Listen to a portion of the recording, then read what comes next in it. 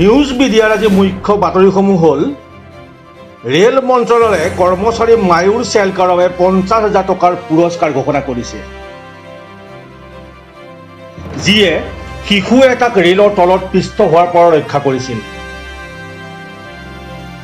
পাকিস্তানৰ সৈতে অন্তঃৰাষ্ট্ৰীয় সীমান্তৰ ওপৰত সন্দেহজনক শ্বেতপত্ৰ কঢ়িয়াই নিয়া কপৌৰ বিৰুদ্ধে এজাহাৰ। আমেৰিকা যুক্তৰাজ্য, পাকিস্তান, নিউজিলেণ্ড আৰু যুক্তৰাজ্যকে ধৰি কেইবাখনো দেশে মহামাৰীৰ দ্বিতীয় ঢৌৰ মাজত COVID-19 ঘটনাত তীব্ৰ বৃদ্ধিৰ পৰিপ্ৰেক্ষিতত ভাৰতক ভ্ৰমণ নিষেধাজ্ঞাৰ তালিকাত ৰাখিছে। অসম চৰকাৰে গুৱাহাটীৰ সৰুসজাই ষ্টেডিয়ামক এটা COVID-19 বিচ্ছিন্নতা সুবিধালৈ ৰূপান্তৰ কৰিছে, য'ত কমেও 1000 লোকক ৰোগ সংক্ৰমণ ৰোধৰ পৰা আঁতৰাই ৰখাত সহায় কৰিব পাৰিব। কেন্দ্ৰীয় শিক্ষামন্ত্ৰী ৰমেশ পোখৰিয়াল নিশাংক COVID-19 আক্ৰান্ত হৈছে। ৰাষ্ট্ৰীয় অসামৰিক সেৱা দিৱস কালি পালন কৰা হৈছিল। এই দিনটোত চৰ্দাৰ বল্লভভাই পেটেলে 1947 চনত সৰ্বভাৰতীয় সেৱা উদ্বোধন কৰিছিল। কালি সমগ্ৰ অসমত সতী সাধিনী দিৱস পালন কৰা হৈছিল।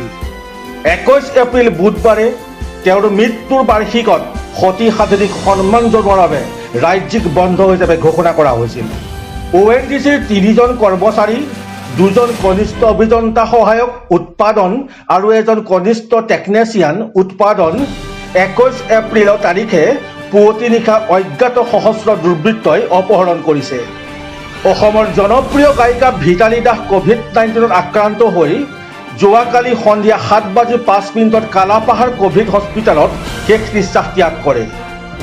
উচ্চ ন্যায়ালয়ে দিল্লীলৈ যোগান নোপোৱাৰ বাবে অক্সিজেন নিৰ্মাতা ইনক্সক অৱমাননাৰ জাননী জাৰি কৰিছে। 2021 বিত্তীয় বৰ্ষত কম উৎপাদন বা উচ্চ ৰপ্তানিৰ বাবে ভাৰতে দ্বিতীয় কোভিড-টোৰ সময়ত অক্সিজেনৰ অভাৱত সন্মুখীন হৈছে।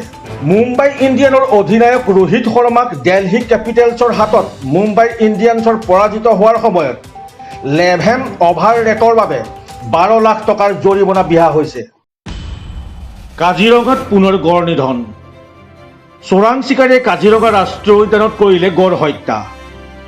3-4 দিন পূৰ্বে হত্যা কৰা হৈছিল গড়টো।